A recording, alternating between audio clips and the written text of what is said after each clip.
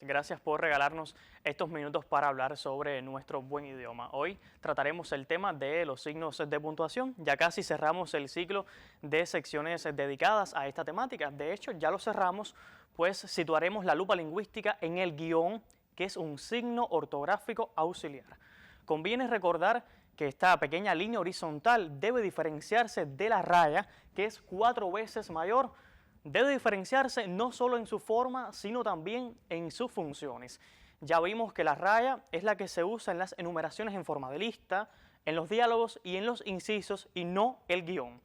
Este jueves veremos pues los usos adecuados de este signo, que aprovecho para recordar. También debe distinguirse del de menos, que usamos en matemática, y es 2 veces más largo. Recordado esto, veamos sin más dilación los usos del guión. Y antes de continuar, se impone otro paréntesis. Desde el año 2010, lo correcto es escribir guión sin tilde, así como escuchó, guión se escribe sin tilde porque se considera un monosílabo a efectos ortográficos. La explicación de esto la tiene en nuestro blog, que les recuerdo es buenidioma.com. Por lo pronto puede consultarla ahí, aunque de antemano les digo que en futuras secciones veremos las novedades ortográficas, específicamente las relacionadas con la acentuación. Ahora sí, hablemos del guión como signo auxiliar, específicamente como signo de unión entre palabras. De acuerdo con el Diccionario Panhispánico de Dudas de las Academias, el guión puede utilizarse para vincular en determinados casos los dos elementos que integran un compuesto, como histórico, crítico, y también para expresar distintos tipos de relaciones entre palabras simples, como por ejemplo relación calidad-precio, como ve aquí en la gráfica, o ferrocarril Habana-Holguín. En estos casos tiene un valor de enlace similar al de una preposición o una conjunción, como se ve.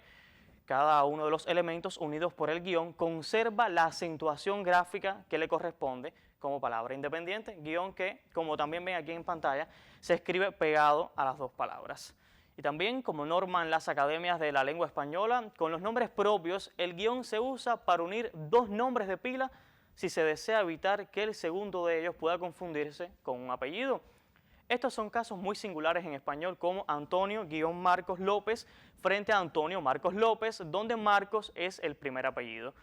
Pero el guión también puede formar apellidos compuestos por la suma de dos simples, como es el caso del apellido Sánchez-Cano.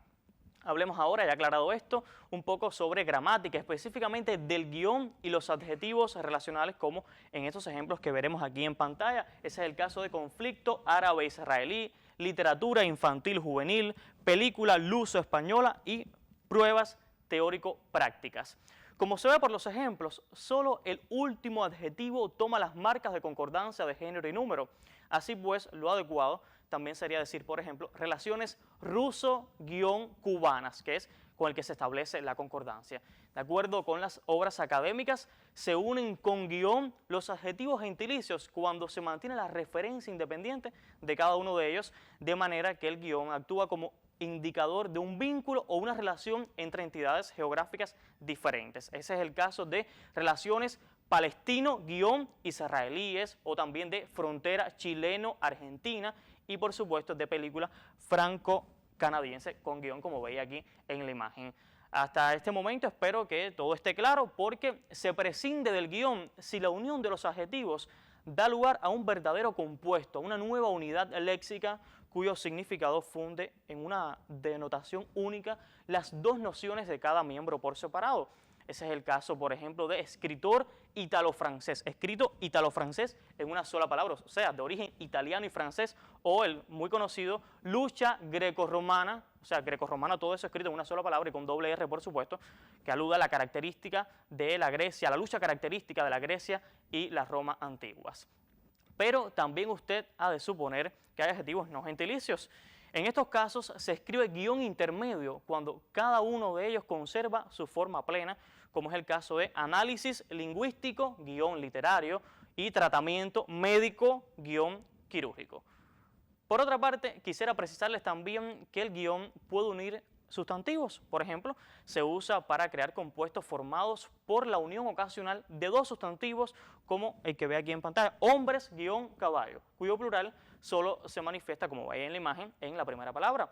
Y presten atención a lo que voy a decir ahora, porque cuando los compuestos de este tipo se generalizan en el uso y pasan a formar parte del léxico asentado, dejan de escribirse con guión. Ese es el caso de ciencia ficción, coche bomba, hombre rana, perro guía y por supuesto el ejemplo que ven aquí en pantalla, decreto ley, compuesto del que ya hemos hablado en otra ocasión en Buen Idioma al Día, y les recuerdo que se escribe sin guión, como ve en la gráfica. Hasta aquí la sección de hoy.